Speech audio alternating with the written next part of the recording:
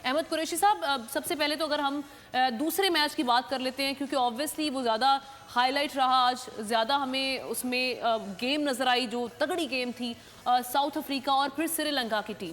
और जिस तरह से श्रीलंका ने चेस किया, आप उसकी तारीफ करेंगे या फिर आप ये कहेंगे कि उनकी जो बॉलिंग साइड थी वो नाकाम रही, जिसकी वजह से साउथ अफ्रीका को फायदा हुआ और 3 सेंचुरीज हो गई। एक और चीज है, 3 सेंचुरीज भी हुई आमना। और ये पहली बार नहीं हुआ कि साउथ अफ्रीका ने इतना बड़ा स्कोर बनाया है, ये तीसरी चौथी बार रिपीट हुई चीज। और अहमद, दूसरी बात जो आपसे मैं जानना चाहूंगी कि अगर आप 90s में, बैक टू 90s अगर आप जाएं, श्रीलंका की वो क्रिकेट टीम जिसमें अर्जुना राणाटुंगा होते थे, अरविंदा डिसिल्वा एक उनके मेन प्लेयर थे, तब भी श्रीलंकन टीम ने ये ट्रेंड सेट किया था कि 300 प्लस 350 तक वनडे में स्कोर किया है श्रीलंकन टीम ने, और बेहतरीन टीम रही है श्रीलंका की। लेकिन आज का मुकाबला बड़ा दिलचस्प भी था।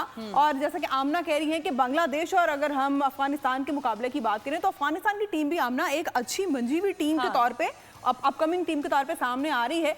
और दोनों मैचेस अहमद आज बड़े इंटरेस्टिंग रहे हैं। और जैसे कि साजिद खान साहब भी कह रहे हैं कि पाकिस्तान के लिए थोड़ी ये खतरे की घंटी हो सकती है। देखें, आप लोग कह रहे हैं खतरे की घंटी, मुझे तो घंटा बजता हुआ नजर आया है।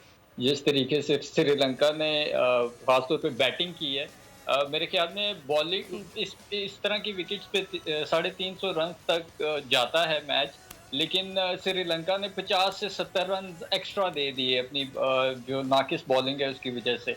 अगर श्रीलंका ने बॉलिंग के दौरान रन की जो लीकेज है उस पर कंट्रोल किया होता तो मेरे ख्याल में मैच के रिजल्ट शायद थोड़े से डिफरेंट होते। जो मेन चीज़ है ना, जिसको हमें अप्रिशिएट करना चाहिए और जिसकी वजह से डरना भी चाहिए, क्योंकि हमारा अगला मैच श्रीलंका के साथ हमारा अगला मैच है। अहमद, साथ ही रहिए। सब्सक्राइब करें और बेल दबाएं ताकि कोई खबर रह न जाए।